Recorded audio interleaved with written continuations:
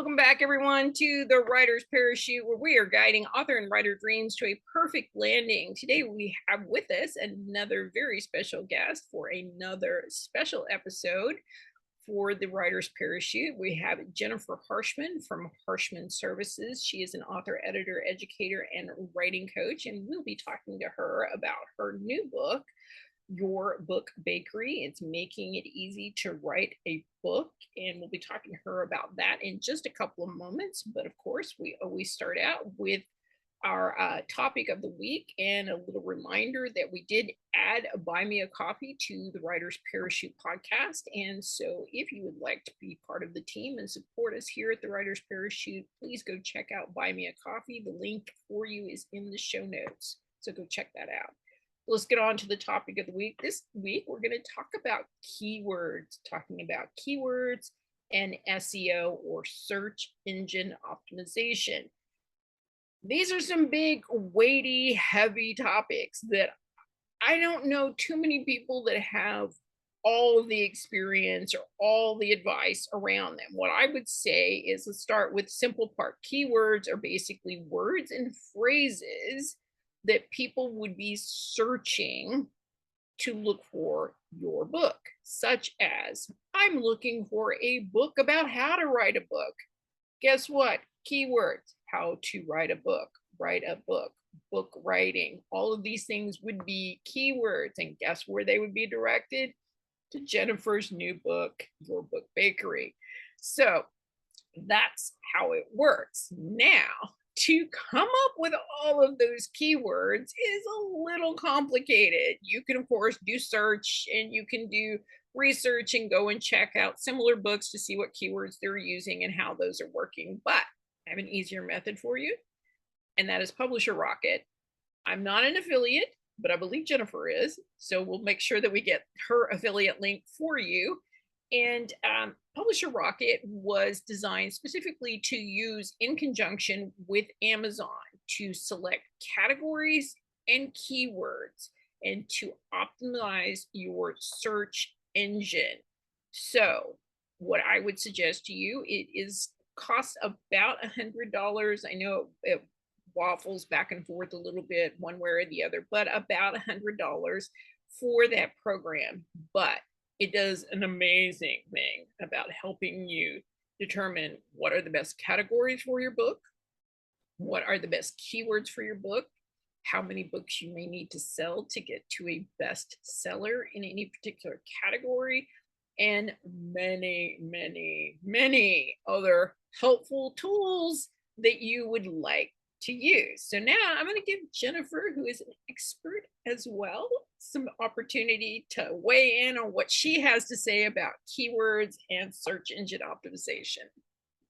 Thank you, Donna. Excuse me. I have done a lot of keyword research over the years.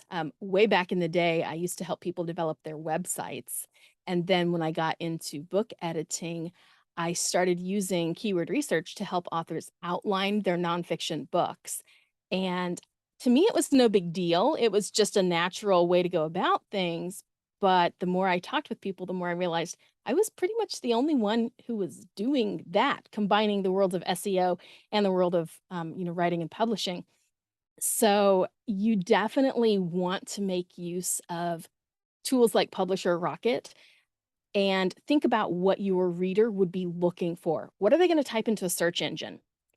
And it's tempting to be cutesy or clever with our titles of our books or our blog posts or anything like that, but we really want to be transparent. We want to be effective. And so putting ourselves in that searcher's shoes, what are they going to Google? That will help you very much in getting your book positioned well. Right. And I would just add to that, when you're leading up to the point where you're going to be uploading your book and needing these keywords, start making lists. Mhm. You know, ask people. It's like, what would you be looking for if I told you this is in my book? Or that's, it's like, what did you find in my book? Because a lot of times getting it from other people, it's like, what was the big thing that you found in my book? What was the theme or the topic or the idea that really stood out to you? Because a lot of times that will help you with your keyword search, and start those lists. And in the beginning, it's going to be a little stop and start and a little bit of kind of going off the trail down the rabbit hole and stuff like that. But after a while, after a couple of days or a couple of weeks, you're going to start seeing that theme form and you're going to start coming into those really good keywords. And again, use the tools that are available to you. We live in an amazing time where there's all Yes. of these apps and tools to help us so that we don't have to do it all on our own. So, but at least have some jumping off point to go with when you go into Publish a Rocket, because they're going to ask you what kind of what's your book about? What kind of And keywords do you think? And one of the wonderful things about Amazon, after you have published your book, it's not set in stone. You can still go in and change your keywords. So if you find that your readers are giving you a certain phrase over and over, when you ask those questions, like you just said, what did you find in my book? What stood out to you? You can go in and adjust your keywords. Right. You're always able to adjust your keywords and your categories. You can change Mhm. your categories if you don't feel like your book was correctly categorized. If you already have a published book and you don't think you did a good job with categories or keywords, then you might want to go grab Publish a Rocket and see if you can improve that. It might improve your sales. It will definitely improve your visibility for your book. So that is why it's important. So, of course, there's so much more to learn about keywords, search engine optimization, and of course, Publisher Rocket. But we're just going to give you the highlights today. And of course, if you guys have any questions or you need further details about that, we always encourage you to leave us a comment here on the show, or you can contact us directly through thewritersparachute.com and send us a message or questions, and we'll try to get back to you as quickly as possible. And of course, we're always going to send you off with more information than you thought or needed. But of course, now we want to get on with our interview with Jennifer Harshman. She's Jennifer Harshman of Harshman Services. She is an author, educator, editor, and writing coach. We're going to be talking to her about her book today, Your Book Bakery, Making It Easy to Write a Book. It is part of a series that she's working on. You want to hold up that book for us here? Jennifer Sure. Harshman learned she had a gift for editing when her third grade teacher pulled her aside, cloak and dagger style, and asked her to correct the errors in the note that was going home to her parents. Jennifer's been writing and editing professionally since 1992, everything from brochures to books. Booked as far as 10 months ahead, she's edited more than 200 books and has over 30 million words. A few of her editing credits are New York Times bestseller, 48 Days to the Work and Life You Love, US Today bestseller, The Millennial Whisperer, and a book that hit #1 in the business category on Amazon, The Bezos Letters. More books edited by Jennifer Harshman, or contact her by visiting harshmanservices.com. She'd love to talk to you. When she's not fulfilling her roles as a homeschooling wife and mom and a book dragon with a big appetite, she likes to play with paint and toot a flute. And also, as I learned in reading your book, you're quite an accomplished homemaker and mom and cook. I love the recipes. I'm so glad that you enjoyed them. I really like to maximize my time and help other people to do the same thing because life is so full of things that we just have to do in all of the different roles and responsibilities that we have. So it's easy for our writing time to get crowded out. And so I learned to batch cook. And that's one of the things, I put that in my book like, here, you can spend a couple of hours and cook all of your dinners for the entire week. And it frees up a lot of time to write. Well, and I absolutely love that because I mean, I sort of do it, but I never thought about mentioning that to other people. It's like Mm, it didn't occur to me that, and that's the fascinating thing is like what we find ordinary, other people find extraordinary about us. And I'm just yeah. like, it's like that light bulb moment when I was reading that. I'm like, yeah, it never occurred to me to say that. So that's what's really nice, and I do love that. So you have really an extensive background with writing and editing, and I wanted to know if you could kind of share your journey from then to now, so we can understand how you achieved the success that you have today. Okay. Um, You have mentioned that I homeschool. I have 3 children, all with some special needs, and we went through the public school IEP process, all of that stuff, and, after a few years of really fighting constantly, I just realized, "You know what? It's not worth this." I know that just by sheer numbers, 1 teacher, 3 kids, I could meet my children's needs better than what the school system could do, just by virtue of the way it's all set up. So and I had my first degree in psychology and sociology and my second degree in elementary education, so it made perfect sense for me to just keep my kids at home and teach them myself. And at the same time, I was wondering, how can I also contribute to the family's income? So I was writing articles online for online magazines, writing web copy for new websites, all sorts of things like that that I could do anytime, day or night. And a friend approached me and said the museum she worked for was going to be publishing a 2-volume book set in London, and it needed to be done in British style, and she didn't know how to do that. And so I was commiserating with her. I was like, "Oh, Dawn, I'm sorry. It looks like you've got your work cut out for you." And she goes, "Oh, no, no, no, my dear. No, you have your work cut out for you. I've okayed this with my boss. You're gonna be the editor. You're gonna put this in British style, all of this." And I thought, "Oh, I've never done British style. I would have to go and learn that." Mhm, And she said, "You know, I know that you taught yourself how to catalog books according to the Dewey Decimal System, and it took you about 2 hours, and I got a master's degree to learn how to do that, so please just shut up and edit the books." mhm, And so I did. She said, "Haven't you been looking for something that you can do to increase your household income and work around your children's schedule?" And, and I was like, I could have had a V8. mhm. This is exactly what I've been looking for. So that's how I got into doing freelance editing in books. All right. Well, that is amazing, but beyond being an author yourself and an editor and an educator and a writing coach, you also do dabble a little bit like I do in ghostwriting, and which is kind of a whole nother realm of like the wild, wicked world of writing. It's like, which Yeah. I love it, but it's fascinating to try and suppress yourself to be somebody else. It's almost like Mhm. trying to be an actor writing a book. Yes. One of the things that I found really helpful to me to do that Mhm, was to look at everything that they had written, even, social media posts, any video footage that they could send me, anything that I could look at or listen to that would let me find their voice. mhm, And I would just take notes and make note of how many times did they use certain words or phrases. mhm. And then that would really help me when it came time to ghostwrite their book, because then I could kind of slip into that.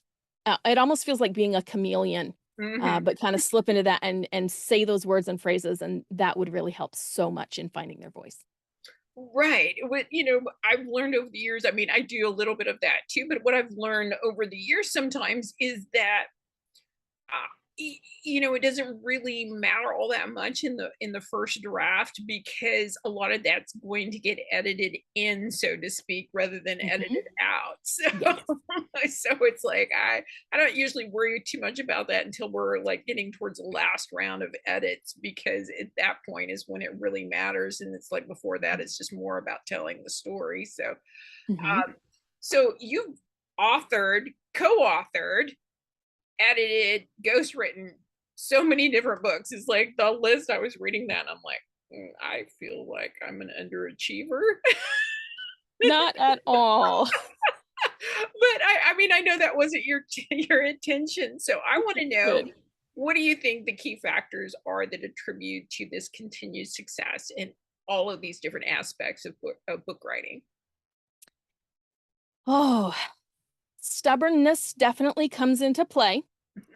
I've coped with chronic illnesses and all of that stuff my whole life, and I just refuse to give up. I just keep at it. So that and streamlining as much as possible when it comes to my schedule, saying no. That's something that I address in my book Mhm. because most creative people who want to write a helpful nonfiction book, they are a generous person and they have a huge heart. Mhm. And so people come to them because they're so helpful and they want, will you be on this committee and will you take care of this thing at the church and will you and it's hard to say no. Mhm. So that's something that I had to learn how to do because I only have so much capacity. And with my health fluctuating from day to day, I don't know when I'm going to be able to do something. So if I have a good day, I want to make the most of that day and Mhm. get as much stuff done as I can. And if I have a lot of prior commitments to other people, it limits what I can do with my own writing, with my own business, and helping my clients. No, and I totally understand and agree with you 100%. It's like, I think most people who write are generous to begin with, otherwise they wouldn't be sharing their thoughts and ideas with the world. So, Exactly. and it's very easy to get caught not only as being a generous person, but as wanting to be helpful, and it's kind Mhm, of that mhm. payback, pay it forward, pay it back kind of thing where you feel like, well, people help me, so I should help, but then you kinda get caught in your own way. Mhm. So, yeah, it's very good. I loved your book, this book, Your Book Bakery. Um, it's, Making It Easy to Write a Book, and you did say it was part of the series, which surprised me a little bit. And you use kind of a whole cloth approach to not only planning, writing, preparing, and publishing your book, which is mostly focused on nonfiction, but certainly could apply to fiction, or Yes. memoir or any kind of Mhm, writing. mhm. And I want to know why this book and the lessons using this approach was what you consider the best way to write a book. Okay. So for me, it's the best way. It might not be for someone else. But what I found, the reason that the book came about, I didn't intend to write this book. I was leading a group coaching program because there were quite a few people who wanted me to coach them but couldn't afford the one-on-one type of setup. So I created a group coaching program. And in 12 weeks, I would walk people through writing their first draft, all of the development, planning all of that, and then getting the first draft written so then they could move on to the next stage. And I wrote a manual for that program. And my students in there said, Jennifer, would you write us a book? And I said, "Okay, is the manual not sufficient?" And they're like, "It's great, but could you also write us a full book?" And so I said there a half a dozen people in that particular session, and I was like, "Okay, sure, I will write you guys a book." And when I did, I sent the first draft to them, and they said, "Oh my gosh, yes, we will share this to the world if you will publish this book." And so that's how it came about. It was really asked for. Right. Well, and I love this metaphor that you use. Basically, you're saying that if you can follow a recipe, you can write a book. So it's Yes. like you're not just writing a book, you're baking a book. And I love that. And you kind of hold that thought through and follow that through the whole way through the book, which was very delightful and kept me not only entertained but interested in how you were combining the ingredients. So that was very cool. So I Thank want to know you. for you, with your experience, what do you think are the top three missteps that authors and writers make in creating a book? Because you and I know we see it all. We see the good, the bad, the ugly, and the oh my Do. goodness. We sure do. Um, One of the things that I think is the biggest misstep is not getting their mindset right before they start. That allows all sorts of, that inner critic that we have, that voice that says you're not good enough, imposter syndrome, all of that. So a lot of people get stopped before they really get started. Another one is not planning. So, Stephen Covey said, keep the end, begin with the end in mind. So, you need to know what is the purpose of your book? What is the audience for your book? What do you want to do with it? You're going to take your reader from point A to point B. You need to have that planned out before you just sit down and start dumping the words onto the paper. Mhm. So, those are the two big ones, and then one after that is if they do get through the process of writing their book, then a lot of people don't take the time or go to the effort to connect with people who might be able to help them promote their book. Right, and or what I see a lot of where they will just go after any promotion that's available instead Mm. of the promotions that would be right for them. Mhm. Which I find that just as frustrating because, they'll set a budget aside for marketing and promotion, and they're chasing all of these different, shiny objects, and then they get to the end and they're Mm. like, I didn't sell any books. And you're like, well, Mhm. maybe trying to market your children's books to, the beer sellers of America wasn't really your best option. That is a great point. So, I mean, yes, I'm sure they probably have children, but their mind is a little elsewhere occupied when they're Mhm. in that format. So, Yes. yeah, I would agree with you, and it's very frustrating. Now, I kind of agree to disagree about the planning and the plotting, and you know, yes, it's very helpful if you are a planner and a plotter, Mhm. but I see a lot of my clients who are not. And so I usually tell them something simple is just tell the story. Because whether you plan before or whether you plan after you've told the story, it still applies.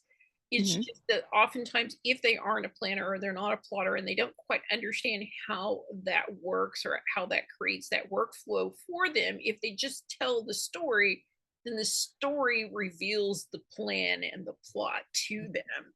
And so they kind of work just a little out of sync, and then you can create that plan and that plot. And of course, I tell everybody it's like, don't even worry about the first draft. It's going to be not much. Again, it's just telling the story, and then but that's the beauty of editing and Mhm. self-editing and revision and rewrites. You get to go take the garbage out and bring in the new Mhm. shiny stuff and spruce it up, add some curtains, bake some muffins in the oven so it smells good. Yes. Yeah, So, and of course, fiction is a whole different animal oh, too. Fiction and absolutely. memoir, totally different than, the type of nonfiction I work with the most. Right, yeah, and like I said, if you're working in nonfiction, yeah, you probably better have a pretty good plan of at least what you're going to include, Mhm. because Mhm. otherwise it's like the never-ending journey. Mhm. It's like you could be researching and studying and adding more and more information Mhm. for eternity. It's like it would never end. You could never know everything there is to know about that particular topic or subject. So, yes, I think Right. this particular case, but again, I think, a little bit of, if they're struggling with that planning phase, is maybe Mhm. just kind of sit down and tell the story, even if it's just in Mhm. a short format. It's like, I want people to learn X, and this is how I'm going to teach them. Yes. So, and sometimes it's like I think that is more helpful is just give them those easy little jumping off points. And Mhm. you have a lot of those within your book. So and it includes like the checklists and forms for readers to download. So, and I found those. I was just like, "Ooh, I love those." So, can you give us just a hint into what they can expect in those? They include those in, and they get those just from purchasing a copy of your book. Is that correct? Mhm. Okay. So I am actually they don't even have to buy the book. Here's a secret for you. Right in the beginning, in the front matter, I have get some free tasty goodies, even if you don't buy this book. And then I have a URL. So it's at Harshman Services slash YBB. So that's for the initials of your book bakery, hyphen book hyphen goodies. Mhm. So then they can go and there are some affiliate links in there for some stickers and such for keeping track of when they write. Because I like to make everything as fun as possible. I tell people if it's fun, it gets done. So you can have your little sticker chart if you like that. And I've got some book links and other things in there. And then if they sign up for the big secret package of goodies, then there are things like a word count tracker, the recipes that they can download, so they don't have to worry about, writing anything down by hand or photocopying pages from the book or whatever. Just make it nice and easy for them. So there's just all sorts of cool stuff behind that wall. Right, and it is just this book is just chocked full of references and resources and tools and tips. I really think you guys need to go and get your copy of it. If you're thinking about writing a book or if you've written several, I still think you're going to glean some very helpful information in there. And just to let you guys know, we will have the link to her freebie since she says you don't have to buy the book in the show notes for you guys. So that's going to be, we're just going to call that an extra special gift from Jennifer. So thank you, Jennifer. My listeners are going to really appreciate those. So what do you think are the critical keys to writing and publishing a good book? Because there's a difference. Oh, there absolutely is.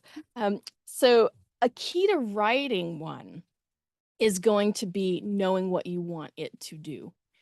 So for this one, my title and subtitle, it makes a promise. It tells you what you're going to get, right? Making it easy to write a book. And if you can follow the recipe, then you can do this. So you want to know, what is the purpose of your book? For me, it was to help people who want to write a book, but maybe they don't know how, maybe they're afraid. There's just so many of those mental hurdles that we have to deal with if we want to accomplish something new. And so when I knew exactly whom I was writing the book for, exactly why, and exactly what I wanted to do with it, then I was able to go and do a little bit of keyword research and pull in that information. And I had my outline in no time. And then once I had that, like once I knew what to write, Donna, it was so easy. I wrote this thing in 2 weeks. Yeah. Well, and that's it, in your analogy about the recipe, it's the same Hmm. thing.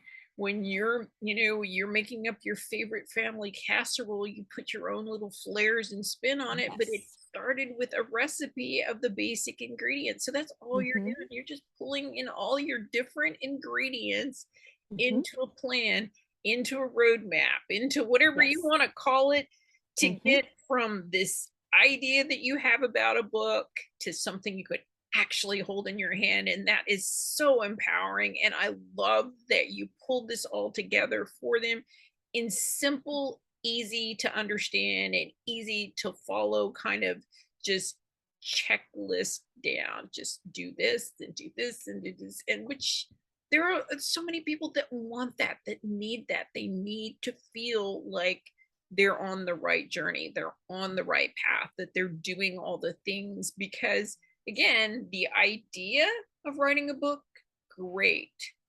The actual performance of writing a book, that's Hmm. a little murky. And you're going to get a lot of opinions and a lot of advice that may be helpful, may not be helpful, may be coming at the Hmm. wrong moment.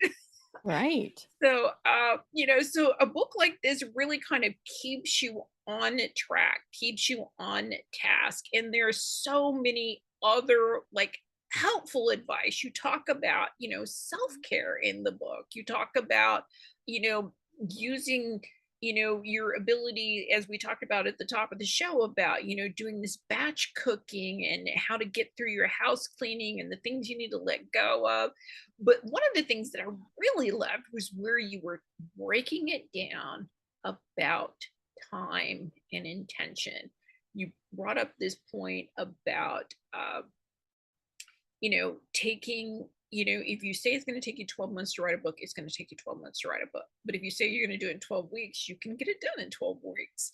And then you actually sit there and break it down for them. If you're writing a book in this length at 30,000, 50,000, 40,000, whatever the word count that you expect, Hmm. uh, this is how much you need to write every day to get to that book in that amount of time. Or kind of you do it backwards too, where you say, if you write this many words a day for this big a book. This is how long it's going to take you, and break it down like that, which I find very helpful because this is one of the conversations I have a lot. Is like, what is the right word count per day? Mm. Now, I'm going to go off on my own little path here because I have a different take on it. Not that I disagree with yours at all. I think it's great.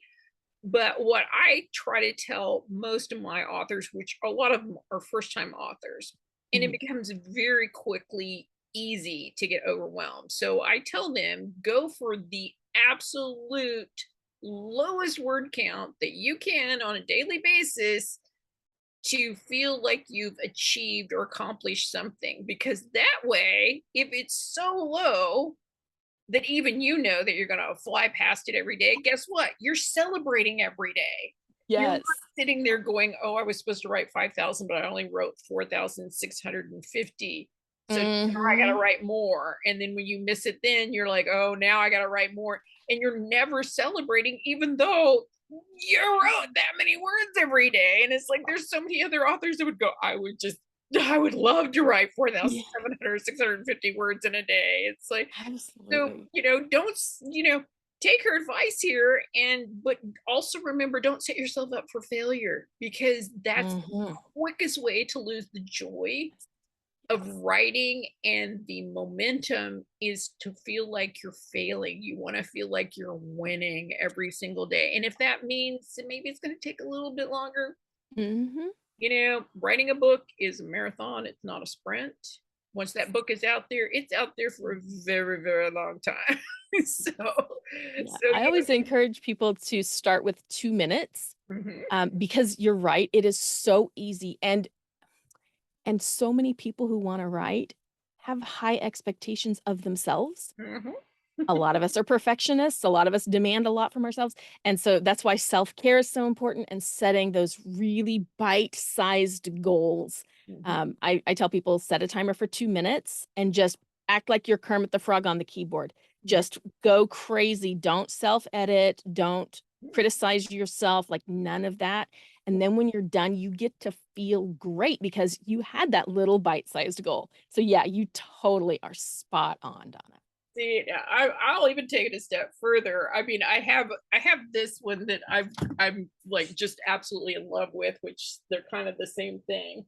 This one's more of electronic, Mm. you know, one called Remarkable, where you can hand write on it with your own little thing. And yeah, see, and it translates for you, which is great. Yes.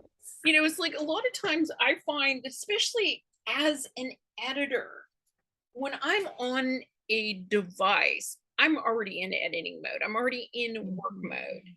Mhm. So it doesn't work well for me as a creative. So a lot of times, if I go to handwriting using either pad and paper or my Remarkable, then that editor kind of goes and hides in the closet, or I lock Good. sometimes, but it kind of makes it to where I don't really care. It's like, is the word Mhm. spelled right? Circle it. I'll figure it out later. Mhm. Did I miss a comma or a period? I'll figure that out later. But if you're on the keyboard, it's like so many of them now have the spelling and the grammar check and the Mhm. punctuation check. So it's like flashing blue and red and green at you, and you're just like, oh, I gotta figure Turn that it off. out. I can't. Yeah, and we forget to turn it off, or if we Yeah. turn it off, we forgot. It's like, why isn't it telling me the right way to spell a word?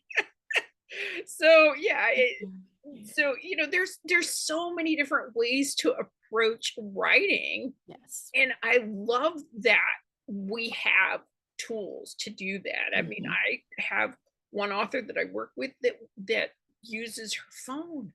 She uses her phone and a recording app that Mm. translates to Mhm. text for her, which is great. I'm like, Yes. yes, Yahoo! It's like, if I could think and talk, well, I don't want to back myself into a corner, but if I could think, create, and talk all at the same time, I Mhm. probably would do that. I mean, I do it from time to time, like when I'm doing my housework and stuff like that. A lot of times I'll have my headphones on and my phone in my pocket, and I'll like make notes for myself, or Mhm. I'll figure out plotting points and stuff like that. But actual writing, not so much, because Mhm. yeah, it's like that takes a lot of pondering, especially when you're doing fiction.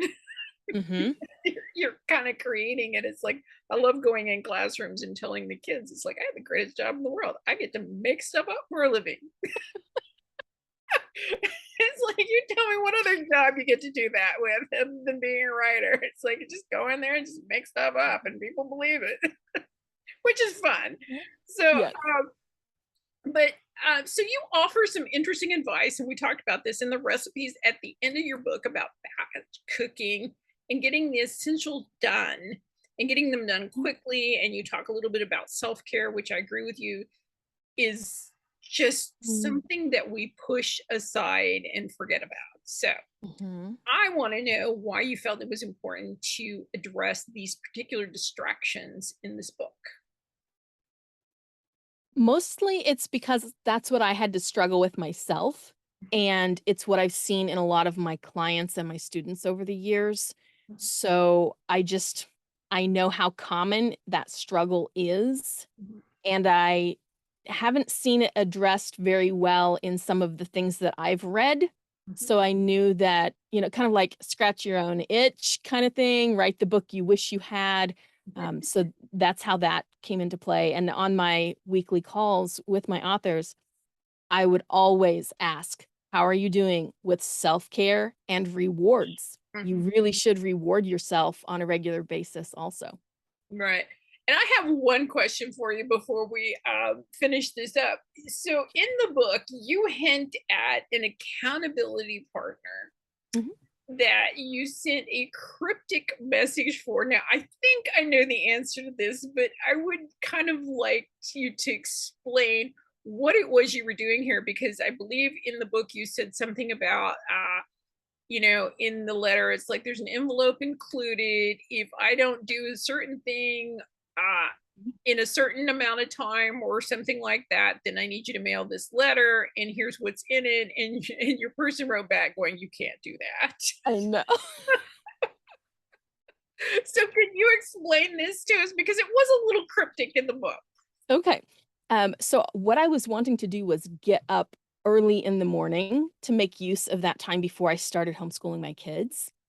And I was having a really hard time getting motivated to do that, even though I really wanted to get up and use the time to write. And, I was fighting my body. So I wrote a check for our entire monthly income. And so it would have been a big hit financially.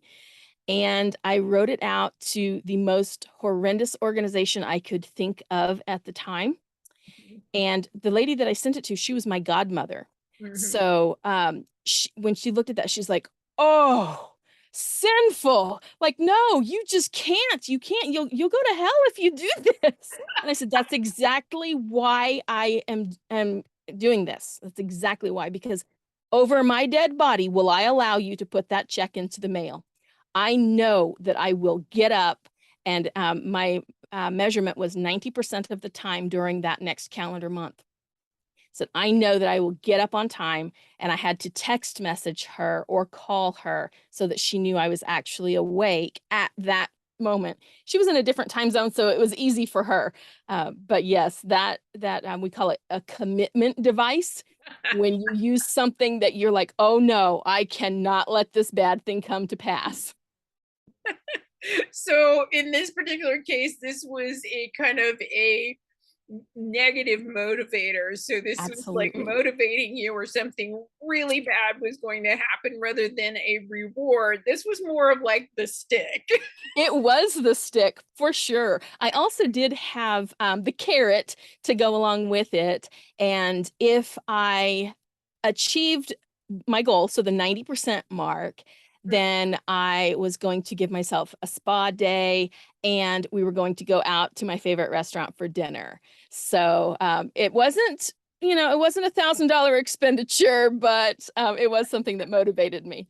Well, and that's great. And you do talk about this motivation in your book, and you have like a series of like little stickers or symbols or Mhm. something like they were like metaphorical cookies and donuts and cupcakes to kind of reward yourself with. Yes, those are amazing. I think that is just truly amazing and just you know again, I think whatever it takes to get you to Yes. move the needle forward Mhm. is totally worth it, and I love that you share all of these little foibles and quips and ideas with us so that, we can kinda take your idea and just expand it into our own world, and that is so, so very helpful, so thank you for that.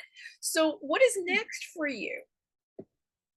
What is next is the next book in the series. Mhm, So I do give people an overview of the entire writing and publishing process, but mm, this book is mostly focused on doing their first draft. mhm. And so the next book will be much more about the editing process. So self-editing and also working with another editor. Okay, and do we have a title or an expectation of when that's gonna be available? I do not have a title yet. I'm hoping to have my first draft done by the end of January this coming year. And in the intervening time, I'll be recording the audiobook version of this book. Okay, awesome. Well, that sounds great, and we're very excited. Of course, we want to make sure we bring you back when you bring out this second book in this series, so we can talk about that. I mean, I think you and I could sit here and talk about the editing process for days. Yes. but but let's not get distracted here. So you have beyond the book bakery, you have a couple of other books. You want to rattle those titles off for us? I know that you've got a couple of them there in the background, but I don't think they're Mhm. clear. But one of them was the editor book, and I don't have that here in front of me. So that's Find a Real Editor, Avoiding the Posers and Scammers. Okay. That one is available on Amazon in both print and ebook versions. Okay. And I have Content Marketing and Repurposing 101. That's for people who are writing nonfiction and then want to break it into, let's say, blog posts, social media posts, other things, making video content, all sorts of things that they can do work once and make your content work harder for you. Okay. So those are the ones that I have out at the moment. And I'm gonna say for you fiction writers, it would be very good because all you have Oh, to do is work yeah. just a teeny bit harder and pull out those themes and ideas, and it'll work just as well for you. Mhm. But you had a couple of like what was this, like there was a workbook and a calendar or something I vaguely remember. Oh, I do have actually I have a few like notebooks and journals and things like that. But there's one that I think your listeners would really like. It's the Almost Magic Notebook. It's a manifestation journal, Mhm. and that's one that I synthesized. I've read so many thousands of books, and so I took some great ideas that I found in some other people's books, like Brian Tracy, and added some of my own stuff to it. And it just walks people through some. It's subconscious goal setting. Okay. All right. Well, that sounds very interesting. So we'll go ahead and list her books for you in the show notes. And of course, we'll link you to her page on Amazon where you can see all of her books and even some of the books that she's edited, which is it's great to look at that very long list. So you're also offering editing and coaching services through Harshman Services. So where Yes. would they connect with you for those? So I do have some contact forms on the site. There's also one under the About. It says, "Tell us about you." So Mhm. they can tell us all about their books, their dreams, whatever that they would like to share with me. And then I'm very happy to hop on a Zoom call just to hear more about what it is that they want to do. And I always tell people my number one goal is to get you exactly what you need, even if it's not me. So I have a wide network, and I love connecting people, whether it's recommending a book or recommending another person, anything that I can do to help your audience. That's what I'm here for. All right, awesome. Well, we always love to hear about that. And of course, we'll make sure we link everybody to that. And you also are very active on social media. Where can they find you on social media? So they can find me on Facebook and TikTok. Those are the two places that I am the most. And you'll see me in my little baker's toque and apron with my whisk on my TikTok videos. So it's Jennifer underscore Harshman is my handle there. Okay, great. And we will link you guys all to her social media Mm. platforms, and I will tell you, go check out some of her videos on TikTok. They're quite entertaining as well as informational. So I think it's a great way to get that information across. I honestly wish I'd have thought of it. I had never expected to do this type of thing with the outfit and everything. It just came about one request at a time. And because of the metaphor, someone suggested to say, you know what? You should really be doing videos on TikTok. And I thought, oh gosh, I've never really done that kind of thing. I've done radio. Mhm. I go on podcast interviews all the time, but I hadn't done it in a costume or anything. And I had always been kind of a serious person, very hardworking and all of that, and to be able to bring out this side, the Mhm. fun, goofy, silly stuff, man, Donna, it's been a blast. Oh, I know. It is always so much fun. And and like I said, we love you for all of your knowledge and seriousness, but we truly love you for just being who you are. So, and I think those videos, if you're not on TikTok, go check it out. And this is what I tell people, is like I have no clue what I'm doing half the time on social media, but you know what? Two things that I know. Number one, it passes so fast that most people aren't going to notice. And number two, if they do notice and you're doing something wrong, they're going to be helpful and tell you. So I never worry about it. If I do something truly terrible, I'll get a message going, you really shouldn't do that. And I'm like, oh, okay, thanks. I'll scratch that off my list of things to do. So it's fun and it's enjoyable, and I think you and I look at social media as it's a free tool that we get to use like Yes. everything else. It's a free way to get our message out into the world and just don't get caught up in all of the conversational nonsense that goes Mm. on. We're just there to use it as a tool. So do you have any upcoming events that our listeners would like to know about? I do have a couple of things that I'm going to be doing. In January, I'm going to be starting a new session of Your Book Bakery, 12 weeks to a manuscript. Mhm. And I will probably be doing some blog post tours and, of course, continuing podcast interviews in all sorts of appropriate places. Okay, great. Well, and of course, we can just link them to your website where I'm sure they can Mhm. sign up for your newsletter and get all of the list of your events. So, of course, and beyond that, we have your newsletter to sign up. And then we also are going to include the link to get those freebies that she says we Very don't have to good. buy the book for. So, but I really will encourage you guys to go buy the book. And I think if you go download the stuff, you're going to see it and you're going to go, oh, I need to go get this book. So, so I think one's going to sell the other. So, is there Mhm. anything else that you would like to include before we go pull the ripcord on our tip of the week? I just want to encourage people just to, set aside that inner editor, that critic, and just do it. Just have fun with it. You, if you take the right attitude and the right resources, you can do amazing things. And if you choose the first, you will find the second. Yes, yes, absolutely. So, thank you for being here and stick around. We're going to talk about our tip of the week. So, Jennifer is talking about that, self care. And I felt like it was such an important thing between her and I, included in her book, and kind of the things that have been going on around me. It's like I was sick last week. I was sick for 7 days straight, and mostly just because I was run down and I wasn't taking care of myself well. I was not wanting to take the medication because it made me foggy and, not able to work. And, and it just push came to shove, and my body's just going, no, you're going to stop. And so this is what happened. So this is the result of not taking care of myself. And it's just because I've been busy, and it's real easy to go, I'll do that next week, or I'll do that in a couple of days. And I really wanted to bring home this idea of self-care. Self-care does not have to be this big thing. Literally setting aside 20 minutes to an hour a day just for you to find some joy. If that is taking a bath, that's watching your favorite television show, reading a good book that is not educational, go read a good fantasy novel, romance novel, whatever. Go read something that's just entertaining, or going to a movie or going to dinner with your family or whatever. Do that.